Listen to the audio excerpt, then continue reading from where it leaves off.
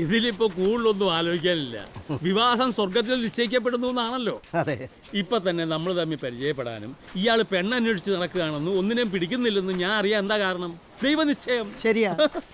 നമ്മളിപ്പോ കണ്ട ആ വീടും പറമ്പും അവളുടെ പേരിലുള്ളതാ.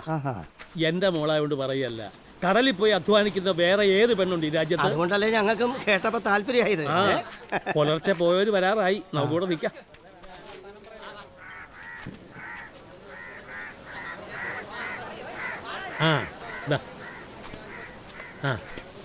വരുന്നതാണ് പെണ്ണ്. നാണിക്കെട്ടാ, ശരിക്കും നോക്കിയോ?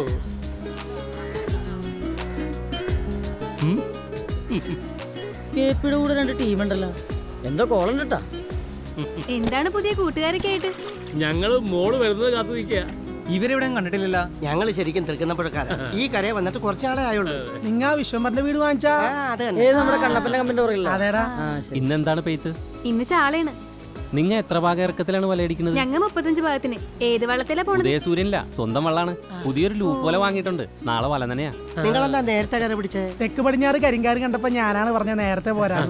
മോള് കിട്ടോ? ചെല്ലടി. എനിക്കിഷ്ടായി. എന്നാ പിന്നെ നമുക്ക് ഇതങ്ങ് ഉറപ്പിക്കാം. പിന്നെന്താ? എന്തുറപ്പിക്കാന്ന്? അപ്പൊ ഒന്നും മനസ്സിലായില്ലല്ലേ? ഒരു പെണ്ണ് കാണലാ ഇവിടെ നടന്നത്. ഇതാണ് ചെറുക്കൻ, ചെറുക്കൻ്റെ അമ്മാവൻ. വന്നേ വാ. അപ്പൊ എങ്ങനെയാ ബാക്കി കാര്യങ്ങൾ? അയ്യോ, അതൊക്കെ കണക്ക് വരേണ്ട കാര്യങ്ങളല്ലല്ലോ. എല്ലാം നിങ്ങളുടെ ഇഷ്ടം. അത് ന്യായം. പെണ്ണിന് വീടും പറമ്പും കൂടാതെ ചെറുക്കനൊരു പുതിയ വള്ളവും വലയും ഞാൻ വാങ്ങിച്ചു കൊടുക്കും. സന്തോഷം. അപ്പൊ ഞങ്ങൾ അങ്ങോട്ട് ഇറങ്ങട്ടെ. അപ്പൊ ഉറപ്പിക്കാൻ ഞാൻ അങ്ങോട്ട് വരും. ഈ പുതിയ വള്ളം വില എന്ത് വില വരുന്ന കേപ്പിയുടെ വിചാരം? എന്തുപോലെ വരും? ചുരുങ്ങിയതൊരു 15 ലക്ഷം. താമരയുടെ പേരിൽ 15 ലക്ഷത്തിന്റെ ചിട്ടിയൊന്നും ഇല്ലാട്ടാ. അത് തന്നെ ഒന്ന് കളിയാക്കിയതാണല്ലോ. അവിടെ ഒരു 10,000 രൂപ ഞാൻ ചെലവാക്കിന്ന് വെച്ചേ. ഒന്നും വേണ്ട. എന്റെ ഈ മോതിരം വെറുതെ വിരലൊടിച്ച് കളയണ്ട.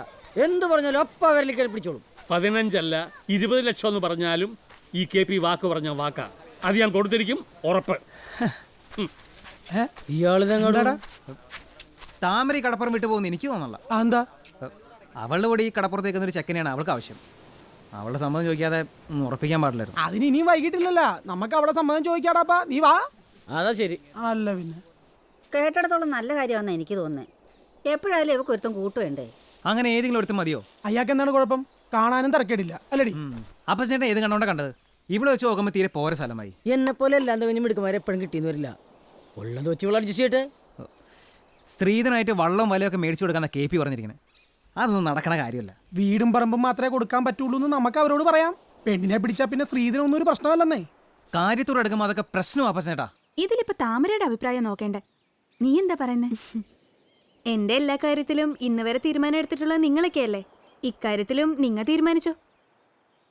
വേണ്ടാന്ന് പറഞ്ഞാലും വേണോന്ന് പറഞ്ഞാലും ഞാൻ കേട്ടോളാം. ഇവനെന്ത് പറ്റി? മനസ്സിലായില്ലേ? ഇല്ല. ഇവള് കല്യാണം കഴിഞ്ഞു പോയാ പിന്നെ KPനെ നോക്കേണ്ടി വരുന്നത്ര ടെൻഷനാ.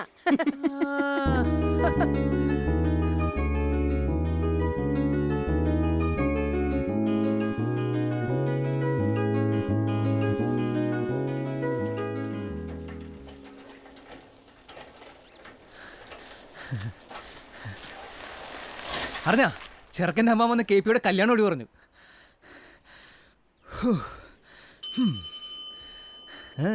ഒരു കല്യാണം ഒഴിഞ്ഞു പോയ കാര്യമാണ് മാഷ് ഇത്ര സന്തോഷത്തിൽ പറയണേ. സന്തോഷമൊന്നുമില്ല. അത് സൈക്കിൾ ഓടിച്ചു വന്നെ കിതപ്പ്.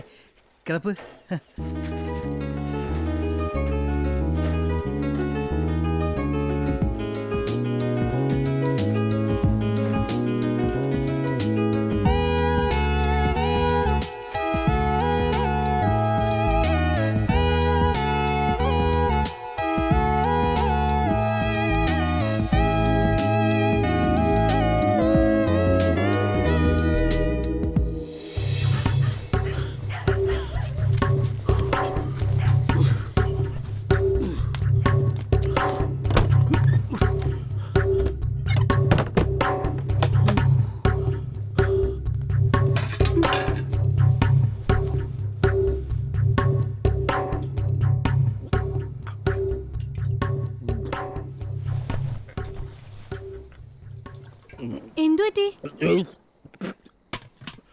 ഈ പാതിരാത്രിക്ക് എവിടെയാണ് പോയത്? ഒന്നുമില്ല, കിടന്നിട്ട് ഉറക്കം വന്നില്ല.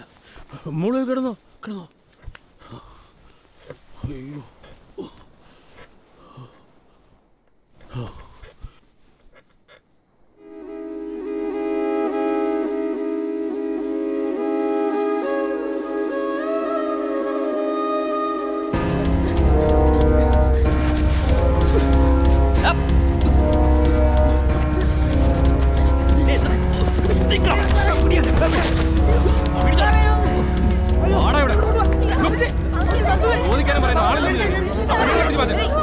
നിങ്ങൾക്ക് ആരെയും പറ. ആദ്യം നടക്കങ്ങോട്ട്. എന്താണെന്ന്? എന്നെ ഒന്നും ചെയ്യലേ സാറേ, എനിക്ക് വയറുവേനയുള്ള സാറേ. ഞങ്ങളൊക്കെ എന്ത് ചെയ്തിട്ട് സാറേ കൊണ്ടുപോണേ? കല്യാണം ഒഴിഞ്ഞാൽ നീയൊക്കെ വള്ളപ്പുര കത്തിക്കല്ലടാ. കേറാ അങ്ങോട്ട്.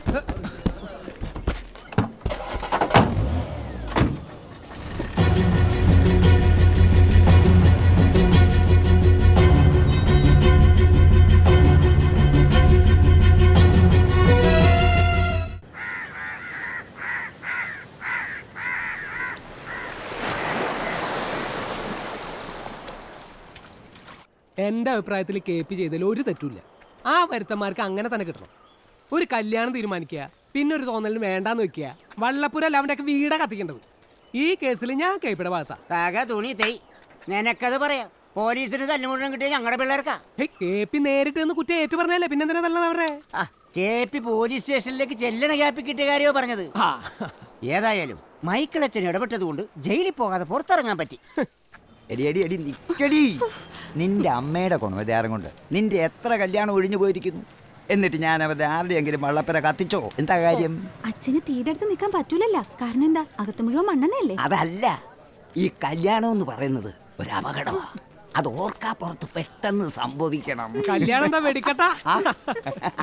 ആ കാരണൊരു കാരണം നമ്മുടെ മോഹനും അപ്പച്ചനും ഒക്കെ തല്ലുകൊണ്ടല്ലേ എനിക്ക് ഒരുപാട് സങ്കടമുണ്ട്. ഉണി കണ്ട തുണി തൈ അപ്പൊ തന്നെ മകന് കിട്ടിയതാ. അതിലെനിക്ക് സന്തോഷമേ ഉള്ളൂ. എന്നെ കൊണ്ട് ചെയ്യാൻ പറ്റാഞ്ഞത് പോലീസുകാരെ കൊണ്ട് ചെയ്യാൻ കഴിഞ്ഞല്ലോ.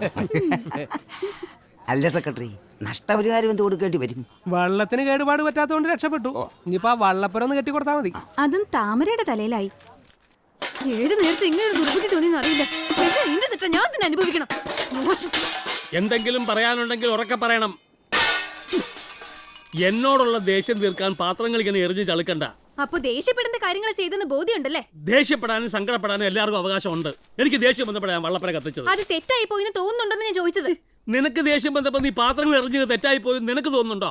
ഞാൻ കാശ് കൊടുത്ത് വാങ്ങിയ എന്റെ പാത്രങ്ങൾ ഞാൻ എറിയണ പോലെയാണോ മറ്റുള്ളവരുടെ വെള്ളപ്പുര കത്തിക്കണത്? പിന്നെ എന്റെ സ്വന്തം കാശ് മുടക്കി അവരുടെ വള്ളപ്പര പഴഞ്ഞു കൊടുത്തിട്ട് എനിക്ക് കത്തിക്കാൻ പറ്റുമോ? ദേ KP, വെറുതെ തർക്കിക്കാൻ വരരുത് കേട്ടാ. KP വന്നതിന് ശേഷം എന്തെല്ലാം പ്രശ്നങ്ങൾ ഉണ്ടായിക്കണേ. ആദ്യം വല മുറിച്ചു, പിന്നെ എന്റെ ചിട്ടിക്കാശ് കൊണ്ടുപോയി നശിപ്പിച്ചു. ഇപ്പതാ എല്ലാരും പോലീസ് സ്റ്റേഷനിലും കയറ്റി. വല മുറിച്ചത് അറിവില്ലാത്തോട് തന്നെ. പക്ഷെ ചിട്ടിക്കാശ് മുടക്കിയത് നിനക്ക് വേണ്ടിയാ. ശരിയാ, എല്ലാം സമ്മതിച്ചു. നിന്റെ കാശാ.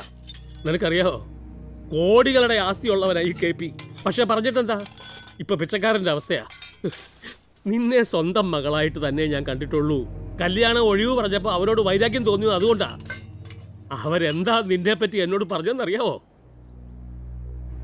ഒറ്റയ്ക്ക് ജീവിക്കുന്ന ഒരു പെണ്ണിന്റെ സ്വഭാവശുദ്ധിയിൽ അവർക്ക് വിശ്വാസമില്ലെന്ന്. ആണുങ്ങളുമായി കൂട്ടുകൂടി നടക്കുന്ന ഒരു പെണ്ണിനെ അവരുടെ ചെറുക്കന്റെ തലയെ കെട്ടിവെക്കണ്ടെന്ന് കൊല്ലാനാ ആദ്യം തോന്നിയത്.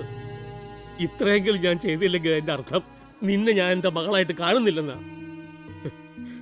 പക്ഷെ ഇപ്പൊ എനിക്കൊന്ന് ബോധ്യമായി, എന്നെ ഒരച്ഛനായിട്ടല്ല നീ കാണുന്നത്. നിനക്ക് ഞാൻ വെറും ഒരു കാവൽക്കാരനാണ്. കാവൽക്കാരൻ.